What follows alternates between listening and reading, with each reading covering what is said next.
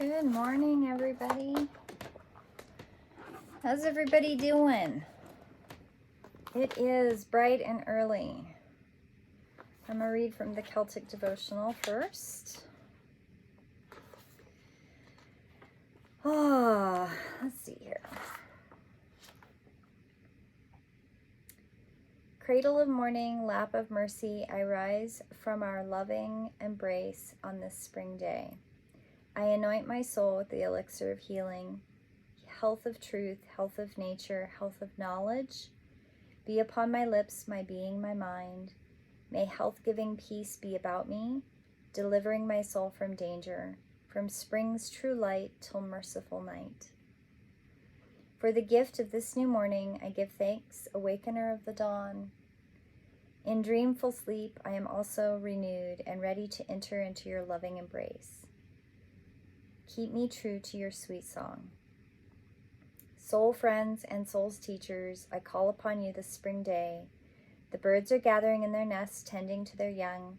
May I also seek your care as I prepare to deal with the questions of this day. And today's card is Be the Hunter, Not the Hunted. Be the hunter, not the hunted. Owls have such powerful totem medicine. I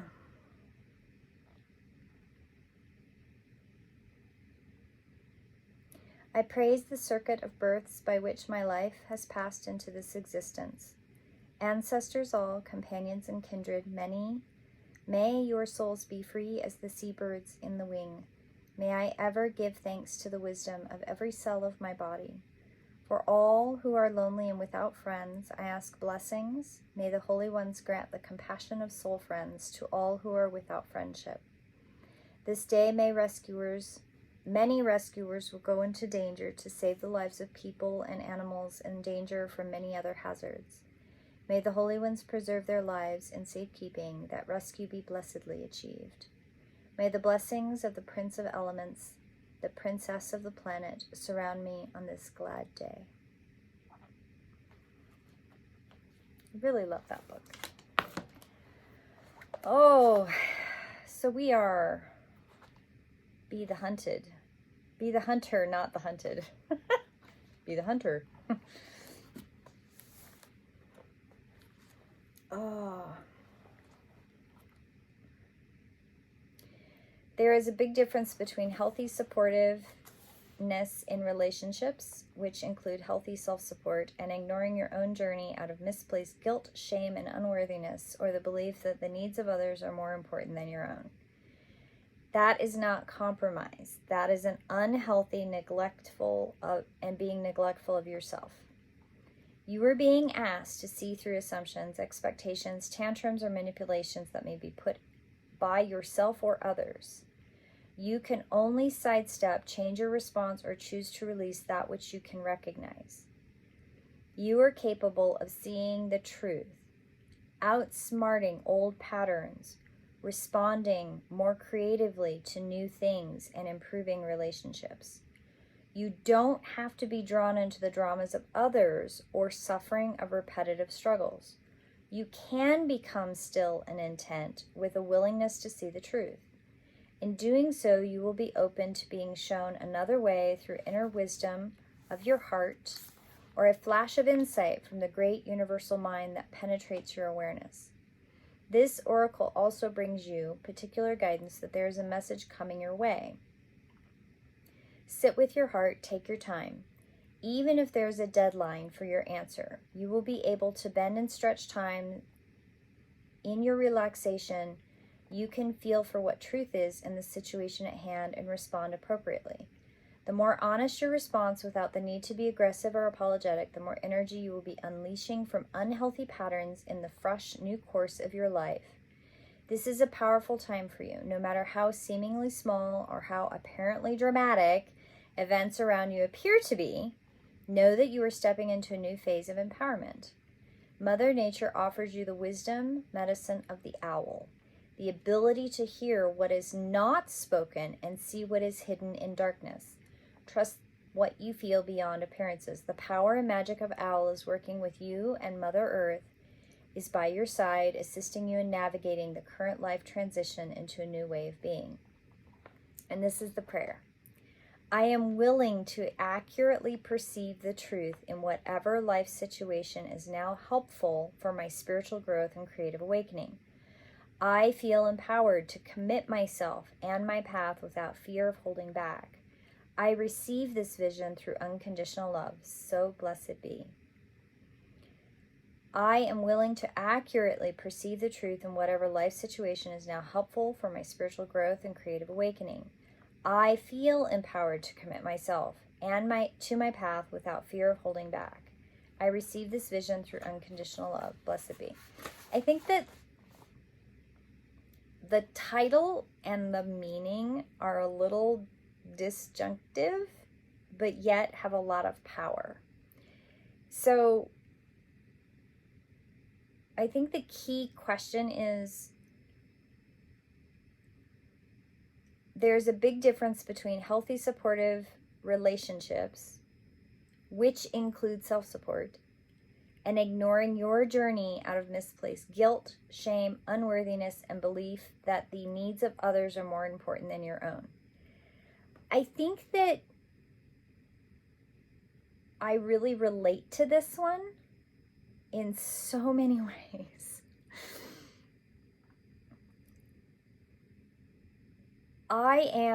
One of my life themes is carer, and one of the hiccups that come with carer comes the tendency to care for others instead of taking care of self, and learning how to create good boundaries for self instead of losing self in someone else's needs. So the card Be the Hunter, Not the Hunted really is very much, I think that's probably why. So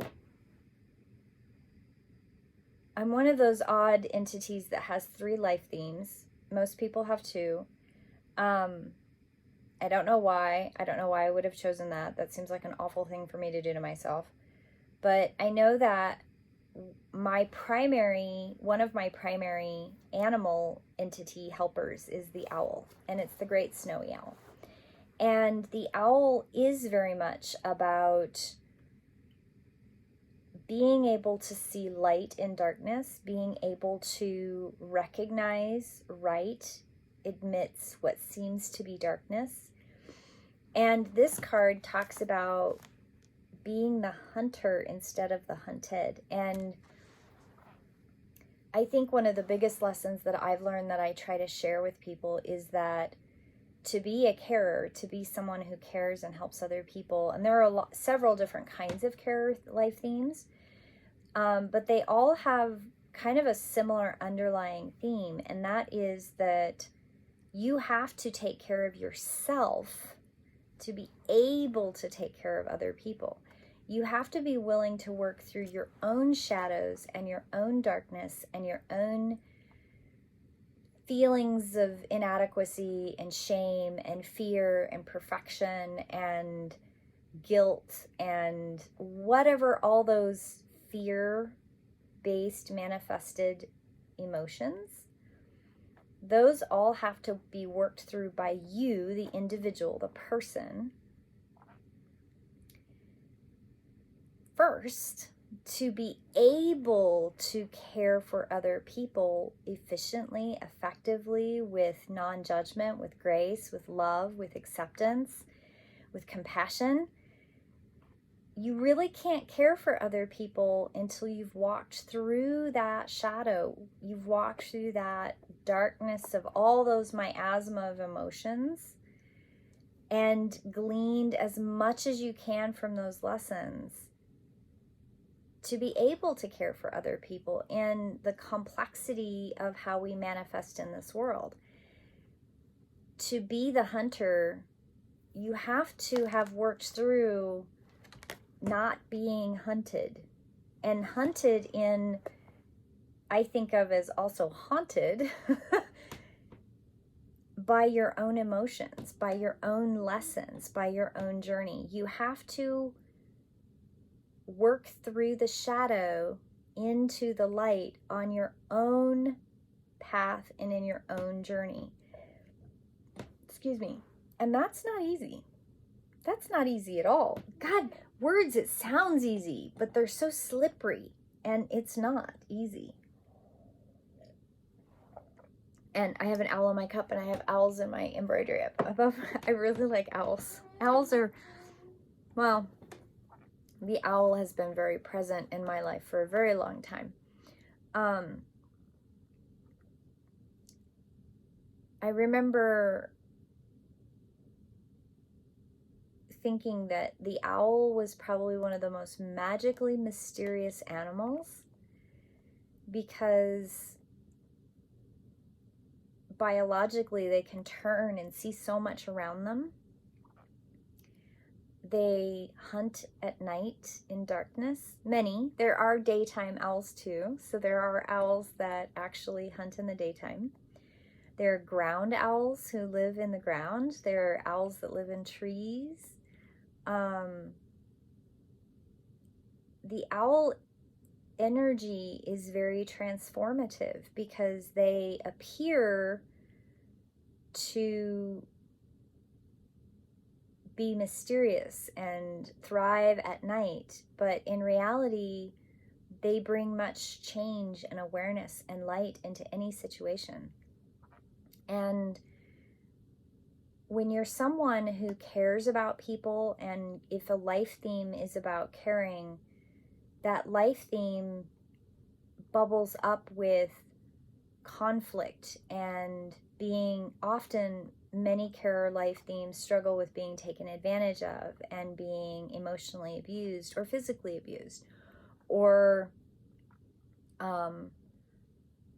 carers also often struggle with self-esteem and holding their own light and trusting their instincts and having faith in their abilities, because carer life themes have amazing abilities. And there's several different kinds of carer life themes. I'm not going to tell you what my core carer life theme is. I'm not going to tell you that. But one of the beautiful things about coming into ownership of who you are and the light that comes from a carer spreads in a room. A carer life theme can spread light through a touch, through a smile, through a presence, through an acceptance. If they have truly come to a place of non-judgment within themselves, they can hold that caring theme through to their higher self, activated within their blueprint. They can really spread that light without judgment, without fear, anxiety, perfection, guilt. Oh my goodness, the guilt that so many carer life themes hold on to. You can hold your power and care for other people without holding on to other people's guilt. And when you're holding on to other people's shame and guilt and inadequacies and perfection ideas and fears, it's really hard for your own light to shine. To be the hunter is to own the strength that you have within you. And those strengths are vast and magnificent and beautiful.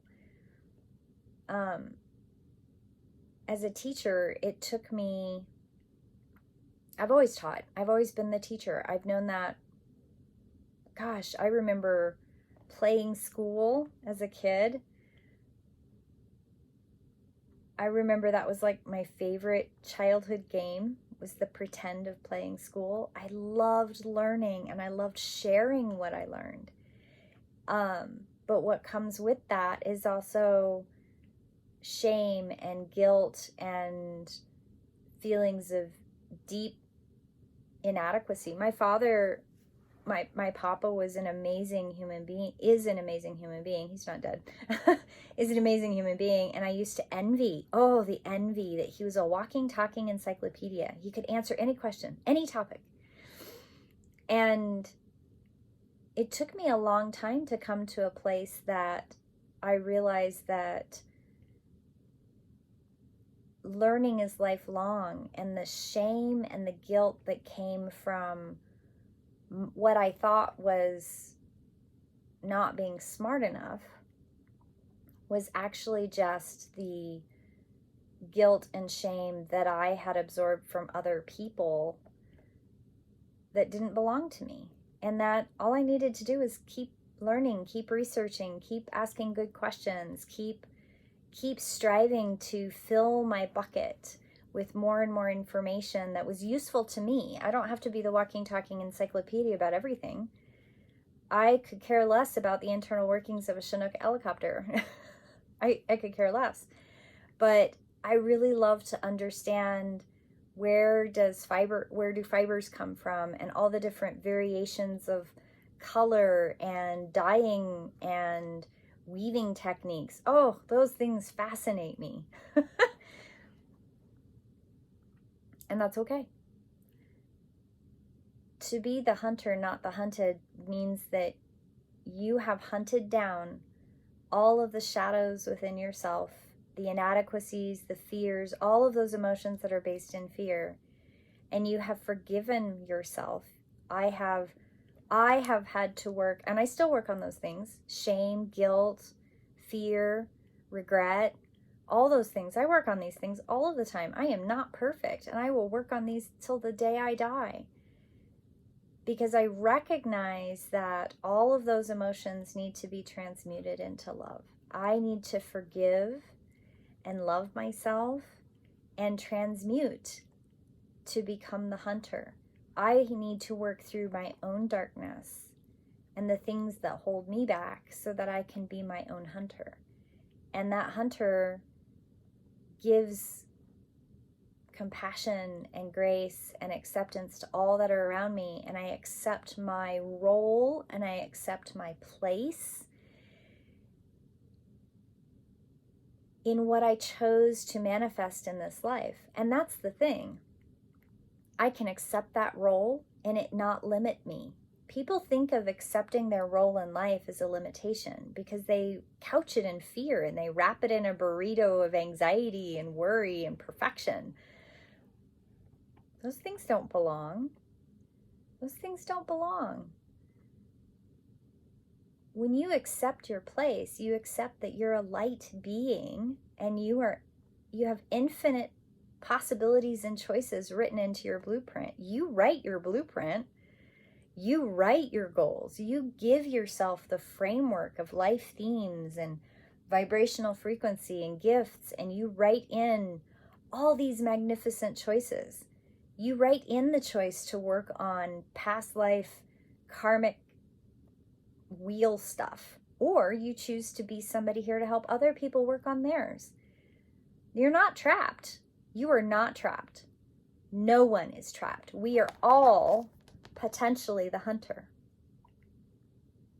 We all have the potential to embrace who we really are and live that joy, live that light, live that love. We all have that potential. None of us are trapped. If you're trapped, you're choosing to be trapped. And there are things that I'm choosing to still be trapped in. There are things I am working on. Do I feel bad about that? Absolutely not. Did I feel bad about that for decades? Yes, I did. I felt awful. And I let other people influence, and I accepted what they gave me that didn't belong to me. I remember not the day, because it was a slowly emerging kind of awareness, but I remember talking to somebody, and I'd been stewing over it for a while, and I remember saying out loud that my family's shit, for lack of a better word, generational, my family's generational shit didn't belong to me. It didn't belong to me. And I didn't have to take it. I didn't have to carry it. And I don't have to own it. Oh my God, I remember the feeling of saying it out loud. I'd been chewing on it, but I hadn't said it out loud. And the day I said that out loud, it was like somebody lifted this 500-pound weight I'd been carrying on my chest. Oh, and I could breathe. Oh my God, it was amazing. Now, did that mean it all went away right away? No, of course not. But it did start a path of becoming the hunted and hunting down all of those shadowy places. Have I gotten over it 100%? Nope. There's still things that bubble up. That's okay. That's okay. But I continue to work on them. Oh, be the hunter, not the hunted. In your own life, you don't have to own that other stuff that doesn't belong to you. You don't have to. Yes, Esther. She's adorable. Have a beautiful day, my friends, and I will see you tomorrow in prayer. Blessed be.